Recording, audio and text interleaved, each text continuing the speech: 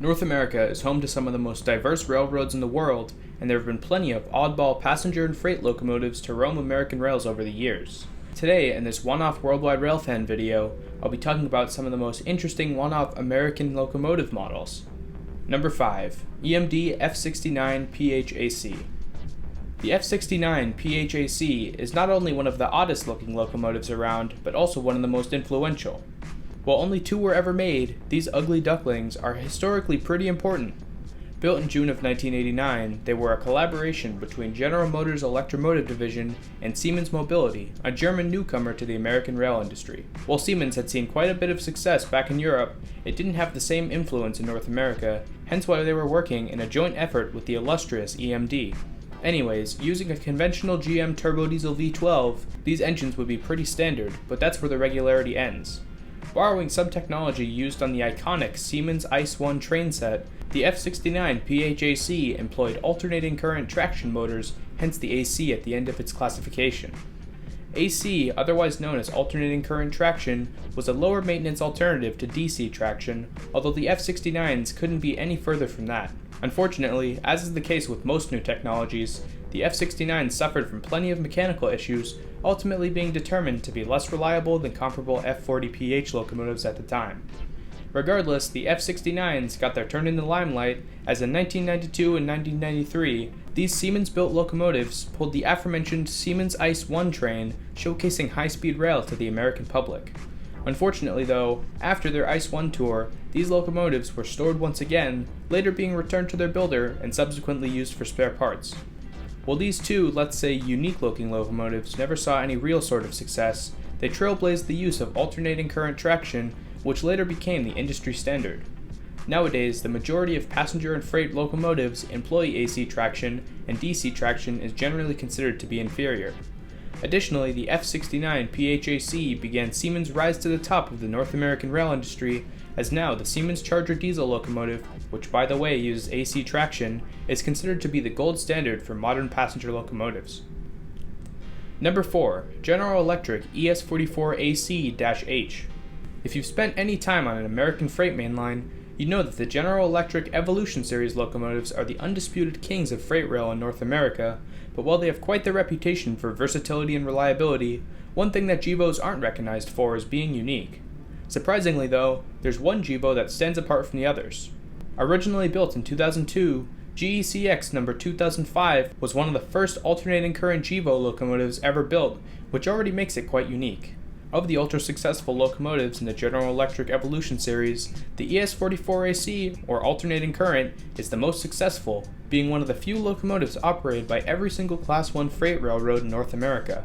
After spending a few years as a demonstrator unit, traveling to various railroads to showcase its features, this locomotive was placed into storage at General Electric's locomotive plant in Erie, Pennsylvania. By the mid-2000s, the ES44AC was already extremely popular, rendering a demonstrator locomotive completely unnecessary. In early 2012, GECX 2005 was modified by General Electric to be the world's first hybrid locomotive. Similar to how a hybrid car works, this massive diesel locomotive had onboard batteries, which would collect energy that would be lost otherwise. Through the use of thermal energy recycling and regenerative braking, this new hybrid GEVO would produce 10% fewer emissions than its pure diesel counterpart, all while making the same 4,400 horsepower. In April of 2007, this locomotive emerged from the shops, now sporting a colorful new paint scheme and the number 2010. After a quick testing phase on the test track in Erie, this locomotive, now classified as an ES44ACH or ES44 hybrid, made a cross-country trip to Los Angeles where it was unveiled on May 26, 2007. While BNSF and Union Pacific both showed interest in this promising technology, the ES44AC hybrid never saw any real success with either of them. Unfortunately, the additional maintenance necessitated by this new technology was just not worth the 10% decrease in emissions for these railroads, but that doesn't mean that this locomotive's story ended here.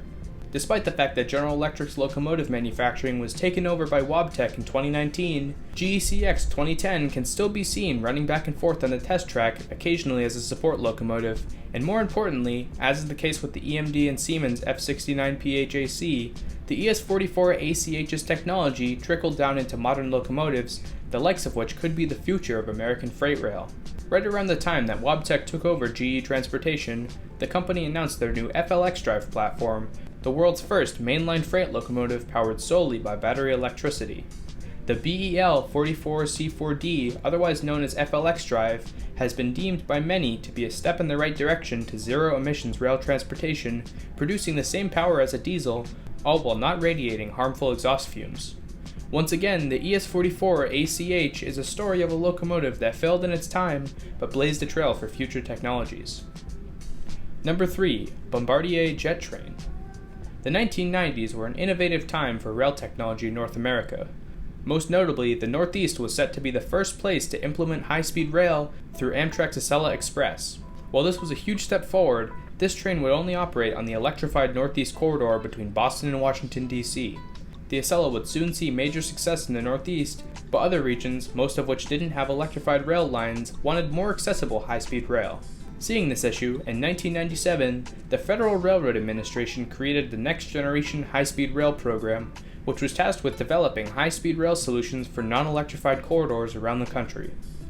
In late 1998, an agreement was reached with Bombardier, one of the companies responsible for manufacturing the Acela train sets, and this time they'd be building an Acela suited to more conventional unelectrified lines. After a few years of development and manufacturing, in the June of 2000, Bombardier unveiled the JetTrain, a locomotive which used the same shell as an electric Acela power car, all while featuring a completely different powertrain using a Pratt & Whitney PW150 turboprop, a gas turbine engine similar to the ones used in Bombardier's Dash 8 aircraft. This, in conjunction with a small diesel generator, would allow the JetTrain to operate at speeds of up to 165 miles per hour, all without expensive overhead electric wires. This locomotive soon began testing at the Transportation Technology Center in Pueblo, Colorado, where it was able to reach its top speed on the center's high-speed test track. A few years later, after Bombardier had fixed some of the locomotive's mechanical issues, the JetTrain was sent off to Florida, where it was planned to be used on the Florida Overland Express project, a high-speed rail slated to connect Miami and Tampa. Unfortunately though, in 2004, this project was cancelled, and the JetTrain made its way back to Colorado. Since 2004, the JetTrain garnered some interest from other high-speed rail projects around the world, but ultimately, the train's mechanical issues, in conjunction with its inefficient gas turbine engine, rendered this locomotive inferior to other options, meaning that it would stay stored in Pueblo. To this day, only one JetTrain prototype was ever made, and it remains stored at the Transportation Technology Center. As for the future of this locomotive, its technology is far too outdated to be used in any revenue service, so it'll most likely end up being scrapped or sold to a museum. Hopefully, if the latter is what happens, the JetTrain will be restored and put on display as a symbol of a time when high-speed rail was a relatively new idea to Americans and electrification was yet to be deemed the best way of powering high-speed rail. Number 2. Cummins HTL4200AC. In 1999, Union Pacific took delivery of 62 EMD SD90 Mac-H2 locomotives, planning to use these 6,000 horsepower monsters on their heaviest trains. Unfortunately though, after only a few years of service, their high horsepower, or H engines, began to suffer major mechanical failures, resulting in Union Pacific selling 40 of these locomotives back to their manufacturer only about 5 years after their delivery. Of these 40, most were scrapped, but locomotive number 8559 was spared, being sold to Cummins, a world-renowned manufacturer of diesel engines. Renamed to CECX 1919, this locomotive was sent off to Washington and then Pennsylvania, where Signet Rail Technologies and Brookville Transportation would work to remove the original EMD H prime mover and swap in a new Cummins QSK95 prime mover, the company's first ever diesel engine intended for use on the railroad. This quad-turbo V16 would produce 4,200 horsepower, all while complying with the EPA's Tier 4 diesel emission standards. By 2016, 1919's engine swap was complete and the locomotive was reclassified from SD90 Mac-H2 to HTL4200AC, or high RPM Tier 4 locomotive with 4,200 horsepower and alternating current traction. Not long after, the 1919 was sent off to Indiana, which is not only home to Cummins headquarters, but also the Indiana Railroad. Over the course of the next year, the Indiana Railroad would test the Cummins swapped SD90 on all sorts of different trains such as heavy coal drags, high-speed intermodals, and low-speed yard moves. Ultimately, after about a year of testing, the QSK95 was found to be a pretty versatile prime mover, but the 1919 had countless mechanical issues due to the fact that the QSK95 prime mover was swapped into an engine intended for a completely different EMD prime mover. After testing concluded, Widespread production of the QSK95 began, and nowadays this engine can be found in the Siemens Charger series of locomotives. Still, CECX 1919 was no longer needed, so it was placed into storage. This all changed though when the Knoxville Locomotive Works of Knoxville, Tennessee purchased the 1919, renaming it to KLWX 1998. Throughout 2019, the KLW would work out most of the HTL4200's issues, later entering it into service on the Yadkin Valley Railroad. Anyways, that's where this one-of-a-kind locomotive stands today. It's operating from time to time on the Yadkin Valley Railroad in North Carolina, with many of the Knoxville Locomotive Works' other creations. For now, it seems that KLWX 1998 will fade into history as the only locomotive ever built by Cummins, but thanks to this unit, the QSK95 prime mover saw widespread success with Siemens, and nowadays the QSK95 is considered by many to be the most reliable Tier 4 engine used on the railroad. Honorable mention, EMD GP70. The EMD General Purpose series of locomotives has given us such engines as the GP9, GP38, and GP40, in other words, some of the most reliable and widely used locomotives of all time. But by the 1990s, the need for 4-axle locomotives was fleeting as 6-axle engines began to outsell them. The last GP series locomotive ever built by EMD was the GP60M, the last of which rolled off the assembly line in 1996. While to many, the General Purpose series story would end here, for EMD it didn't. In 1992, EMD debuted their new SD70 locomotive, which was an evolution of their special duty 6-axle locomotive series. While they knew these 6-axle engines would sell, they also planned to build a 4-axle variant known as the GP70. While none were ever built, according to many, EMD was prepared to build this locomotive, but it never happened. Number 1. EMD GM6C and GM10B. The General Motors Electromotive Division GM6C and GM10B are widely considered to be the weirdest locomotives ever built for North America, but they're completely emblematic of their time period. Thanks to OPEC's oil embargo of 1973, oil and gas prices reached an all-time high, necessitating more efficient cars, trucks, and even trains. During this time, freight railroads around the US, such as Penn Central, suddenly became very interested in electrification. In 1973, EMD began to develop 2 freight locomotives capable of running off overhead electric power. During the time of development of these locomotives, Penn Central had gone bankrupt and was taken over by the government, forming Conrail, but nonetheless, EMD continued to build these 2 electric testbeds.